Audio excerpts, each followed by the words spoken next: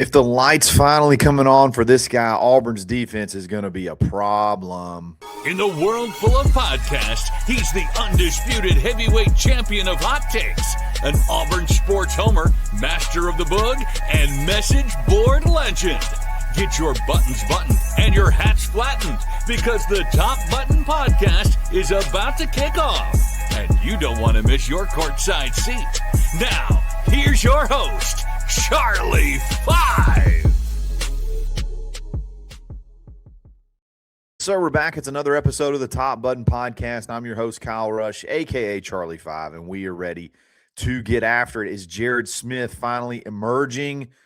We're going to talk about the importance of that and something Golesh said in his press conference on Tuesday, the consistency. He preaches consistency, and the consistency of Elijah Melendez has really caught his attention. And then we're going to talk about practice today. It's your last practice, your cleanup practice before A-Day, what to watch for, and things like that. But let's go ahead and jump into it. I went back and rewatched the press conference from Tuesday, just trying to pick out some nuggets here or there. And the whole entire quote around Jared Smith plus facial expressions really caught my eye. When asked about players that are possibly taking a step forward, Golesh says something to the tune of, I hope he doesn't make me regret this. And with a very serious look on his face, I hope he doesn't make me regret this, but Jared Smith has taken a huge step. And you can really feel that if you really think about everything that we've talked about around Jared Smith. It's almost like, man, things are going in such a good direction. I hope I don't jinx it. I need to knock on wood, or I need to, hopefully I don't get in his head. But man, the last several practices, Jared Smith has really come on. That's what I took from it, and I couple that in with a lot of the information that we've gathered over the last several practices, going back into the last scrimmage when he's running out with the ones, and then the prior, practices, you just don't hear anything about him. And I think that's how the camp started off. There was any list that you make that's like, who do I want to see in spring explode? Who do I want to see in spring take that next step? Jared Smith was going to be on 10 out of 10 lists. So when we're rocking and rolling through, practice 3, 4, and 5, and man, you just don't hear anything. You don't hear anything about his name. You don't hear anything about any praise. You don't see him going like towards the top of the list, top of the order in drills. You're like, oh boy. If that's not the case, if he's not the guy, we're super nervous about pass rush. I mean, that's just dead honest truth. You hear the stuff about him going first in the scrimmage, and then you couple that into Golesh being so concerned about potentially derailing it just by acknowledging how good he's been as of late. Just goes to show you how important that kid is, that guy is to this defense, and how explosive and how he changes everything. There's some things you can't coach, okay? You can't coach size. You can't coach God-given athletic ability. Okay, those are things that Jared Smith has that no one else on the roster has. The length, the ability to bend at that size, the burst, like those are things. He has tools in the toolbox that nobody has. So when you put all those things together, it gives this defense an element that they maybe didn't even have last year. I think he has the potential to be that good. Look, we've all played, if you played high school football, okay, and we can even think of some college players that we can remember at Auburn. There were those guys that you maybe didn't really trust out there as a every down player. But when you have, because for whatever reason, could be responsibilities, could be learning the playbook, could be a number of things. But you put in there and at times when you could just say, go get the ball, and they just went in and made a play. Jared Smith, if you go back and actually follow his senior year, I don't know that he fully qualifies under that description, but he was not really a full-time player. He was kind of situational. It could have been due to injury, could have been due to some other things, but he would go in situations. And I can remember watching a game on ESPN, and I can't remember the opponent, but they hadn't played one of his high school games on ESPN. And I'm asking myself, why is he not out there every single play?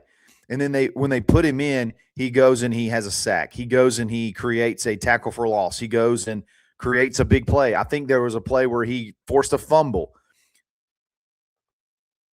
He just has the ability to go get the ball. Like you even look at last year, he doesn't have a ton of stats, but you look at last year, and he goes in against Ball State in his, one of his very first games ever, and has a sack. His very first game. He goes to the very next game, South Alabama, has 2 tackles for loss, a sack, and a forced fumble. You're like, okay, that's South Alabama and Ball State. Well, then you put him in the Oklahoma game in a crucial moment, and he has a big tackle for loss. Didn't really play a ton after that, but that's kind of the descriptor of what I'm talking about. A guy that has kind of had a career of just like, I'm a role player, but when I go in, I make something special happen. It kind of reminds me of Trey Blackman, just at a different position. Remember, Trey Blackman, for whatever reason, we could never get him on the field. Sometimes it was due to injury. I know he had that ankle sprain for a long time, but you just put him in the game and stuff happened. And you can sense that Golesh, I'm not saying is thinking exactly like I am about Jared Smith, but you can see that he believes that Jared Smith has that same type of potential, but Jared could do it every play. Jared, if he takes that next step, he could be an every down guy that you can rely. Hey, you're going to have to drop back in coverage on this one. If we're going to, disguise zone pressure and simulate pressure and things like that, you may have to drop out in coverage. And we've seen him do that in practice.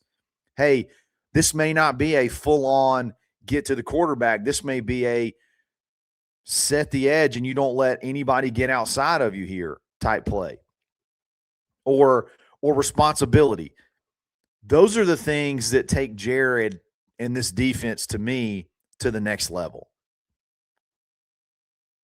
I think everybody, especially if you listen to Zach, if you listen to a lot of folks, pass rush and the ends are one of the bigger, if any, concerns on the defensive side. Golesh talked about the interior. Hey, he called them, what do you call them? A pain in the butt. They're good. The interior, they feel pretty good about it. It's those guys on the edge that really make this defense go. Being able to apply pressure, being able to funnel everything back inside, having those extra responsibilities. If Jared is truly emerging, if Jared has sort of buckled down and is trying to become a complete player, and not just sort of like a one-trick pony where I'm just a pass rusher, that defense unlocks a whole level that I don't think they've had even the last couple of years. Kieron Crawford, awesome. Love Kieron Crawford. Jalen McLeod, love Jalen McLeod, okay? Those guys had maybe a little bit more speed, maybe, but they didn't have all the physical tools that Jared Smith has. So seeing Golesh's face when he talked about that, and it's almost, again, man, I hope I don't screw this up by saying this, but boy, it's exciting to watch Jared take a couple of steps forward. He's making big leaps. He's becoming a full-time every down player, and that's exciting. You could feel that when he had that quote. You could really feel the emotion behind that. So I find that really exciting. So looking forward to seeing him in the spring game, hoping that this trend, if we're trending up, if the chart's moving up with Jared Smith, we're in a really, really good spot. Golesh's favorite word is consistency, I believe. He preaches that. It makes a ton of sense. And I think he has a sort of a poster child for consistency. And we're going to talk about that in just a second. But before we do that, buy Auburn. Go to buyauburn.com today. We're building a professional network. We got people signing up every day. Hey, look, if you're looking to buy a golf cart and you want to buy it from an Auburn graduate, an Auburn guy, hey, we got a golf cart dealer, the Cart Source in Dadeville. Hey, if you're over 40 and you're trying to figure out how to maybe get a little bit more healthy and you're looking at supplements and vitamins, hey, guess what? We have an Auburn-owned company that can do just that for you. Hey, you want to start an online company and you need a website? Hey, guess what? We have an Auburn-owned website designer. Go to buyauburn.com today. Check out all the Auburn businesses that we've added. And then, hey, if you want your business featured, it's less than $1 a day. Let's be the Auburn family. Let's do business with Auburn people. It's buyauburn.com. And if you need a good real estate, hey, I'm on there too. If you need a good real estate agent and you want to work with an Auburn guy in the Auburn area, hit me up. It's Kyle Rush at kw.com. Would love to help you and your family buy, build, sell, invest. Doesn't matter. Got a couple of big closings from listeners this month.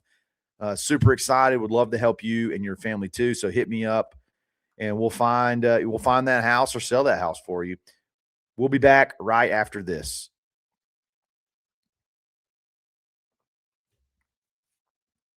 Consistency is without a doubt what Alex Golesh looks for to define what is a successful day. We want to be consistent from day to day in energy. Energy was a big one when talking to him on Tuesday. Effort, I'm sure execution, consistency is big. When he talked about Brian Williams Jr., he was like, man, the highs are mega high. The lows are mega low. We got to get more consistent. Energy. Hey, energy level at times is really high. At other times it's just average. When we're in the stadium, we need elite energy every single time we're in there. We really need elite energy every single time we step on a practice field, any kind of field. Consistency is something that he continuously preaches. And one guy he mentioned that said he is the most consistent dude day in and day out is Elijah Melendez. And going into his second year, we all saw what he could be last year. We saw the flashes of what he could be as he honestly kind of worked his way into becoming, one of the go-to guys towards the end of the year. Can remember the big interception against Kentucky where, gosh, if he doesn't do that, I don't think Auburn even scores 3 points. Those are the kind of things that aren't coachable. Like those are things that's like, that's just in you. It's just in you to have the pride enough to go out there every day like it's going to be your last day. And having that consistent energy and effort level, that's how teams become elite. And when you got it with a sophomore, a true sophomore guy that has carved out a role that could have gone a lot of different places, chose to stay here, and is cementing himself as a go-to guy on this defense. Xavier Atkins, awesome. Okay?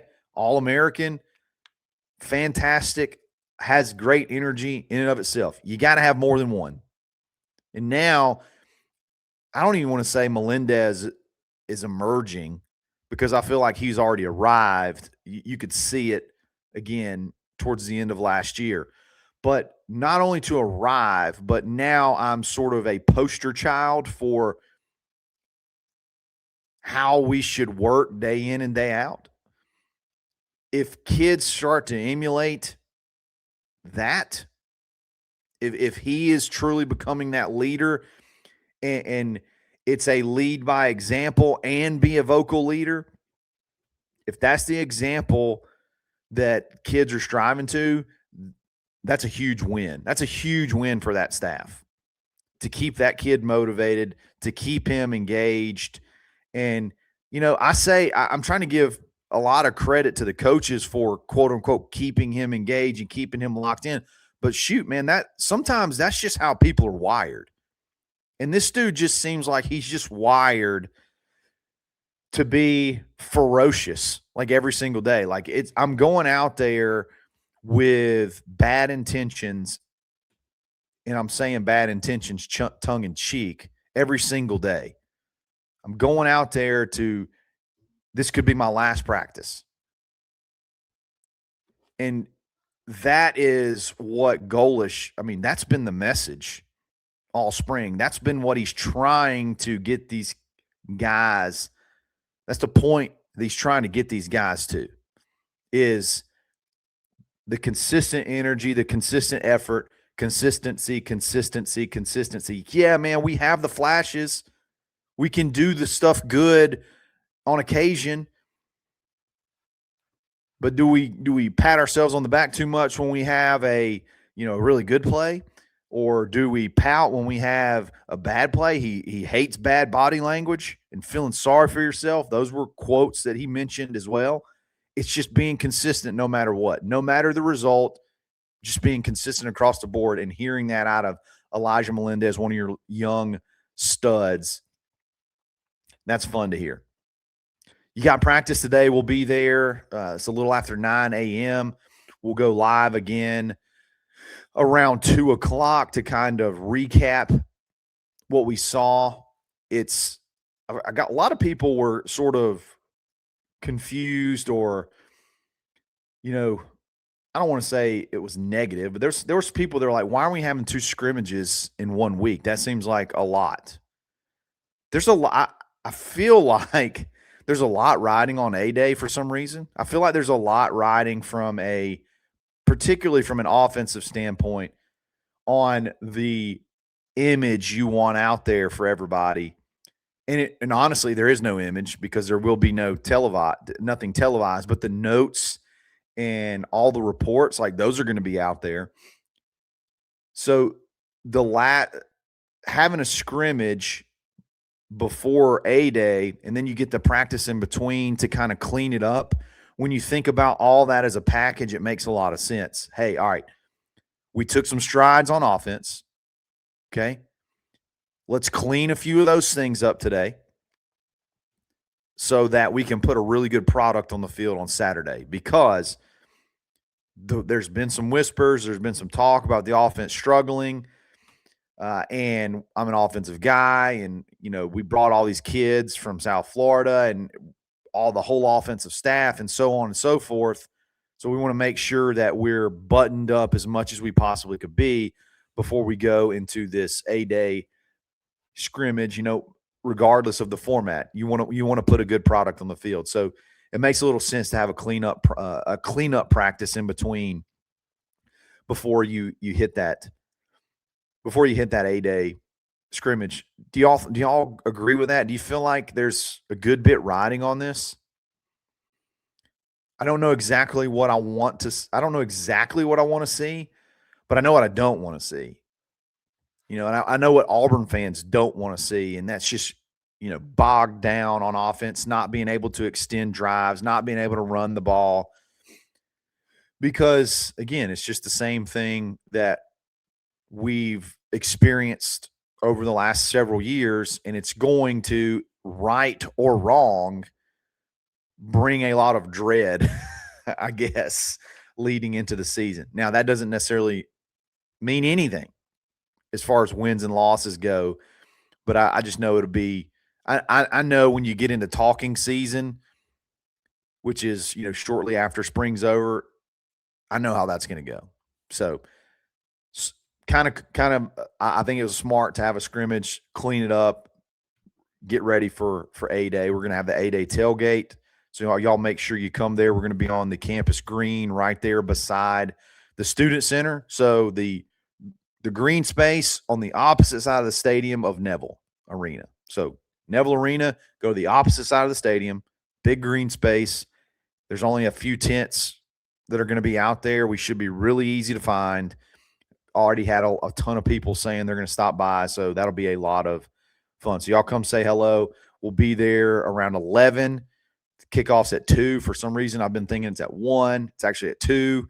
So got plenty of time to hang out, have some fun before we go into the stadium. Then we'll come out and hang out a little bit after 2 if people desire. So look forward to seeing everybody there. Look forward to seeing these guys perform and see what we got. See what the work that we've done and what that yields when you have sort of like a game type atmosphere. So guys, really appreciate it. Don't forget to buy Auburn, and we're going to be back a little bit later today. So we'll talk very, very soon. It's another episode of the Top Button Podcast. Stay buttoned. In the world full of podcasts. That's so amateur hour. Stay buttoned. Thanks for listening, and drive home safely.